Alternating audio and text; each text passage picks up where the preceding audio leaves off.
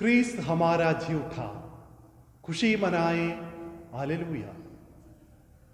पुनर्जीवित प्रभु यीशु में मेरे प्रिय भाइयों एवं बहनों, आज हम सब बड़े ही आनंद के साथ हमारे मुक्तिदाता प्रभु यीशु मसीह के पुनरुत्थान का महापर्व मना रहे हैं। मैं सबसे पहले आप सबों को पुनर्जीवित प्रभु यीशु की आशीष की शुभकामनाएं अदा करता हूं।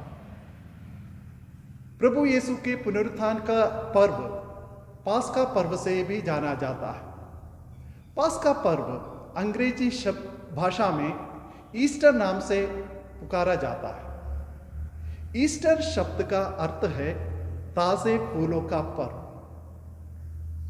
सचमुच प्रभु यीशु का पुनरुत्थान हमारे लिए एक ऐसा पर्व है जिसके माध्यम से हम एक नए जीवन की ओर अग्रसर होते हैं।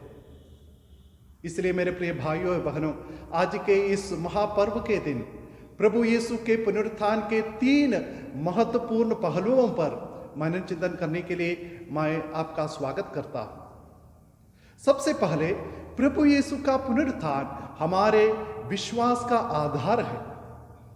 कुरिन्थियों के नाम संत पौलुस के पहला पत्र अध्याय 15 पद संख्या 16 में संत पौलुस कहते हैं, यदि मसीह मृतकों में से नहीं जी उठे हैं तो हमारा धर्म प्रचार व्यर्थ है और आप लोगों का विश्वास भी व्यर्थ है। हम सब प्रभु यीशु में विश्वास करते हैं और हमारे विश्वास का आधारभूत बात यह है कि प्रभु यीशु के जीवन की समाप्ति मृत्यु के बाद संपन्न नहीं हुआ, बल्कि उनके पुनरुत्थान के द्वारा ही हम प्रभु यीशु के शिष्य और प्रभु यीशु के द्वारा उस मुक्तिदायी जीवन में प्रवेश पा रहे हैं। दूसरा महत्वपूर्ण पहलू है, प्रभु यीशु का पुनरुत्थान ही हमारे पुनरुत्थान का भी आधार है। संत पौलुस हमसे कहते हैं, जिस तरह सब मनुष्य आदम के कारण मरते हैं, उसी तरह सब मसीह के कारण पुनर्जीवित किए जाएंगे। संत यूहन्ना के अनुसार सुसमाचार अध्याय 11 पद संख्या 25 में प्रभु यीशु कहते हैं, पुनरुत्थान और जीवन मैं हूं, जो मुझ में विश्वास करता है वह मरने पर भी जीवित रहेगा। हम सब जानते हैं कि एक दिन हमारी भी मृत्यु होगी, लेकिन हमारी मृत्यु हमारे जीवन का अंत नहीं, बल्कि हम प्रभु यीशु के साथ उनके पुनरुत्थित जीवन में हम भी प्रवेश करेंगे। और तीसरा महत्वपूर्ण पहलू है, यह पर्व हमारे लिए आश्वासन एवं आशा का पर्व है। मेरे प्रिय मित्रों, जब हम अपने जीवन के दुख संकटों से निराश और हताश होते हैं तो प्रभु यीशु का पुनरुत्थान हमें आशा प्रदान करता है।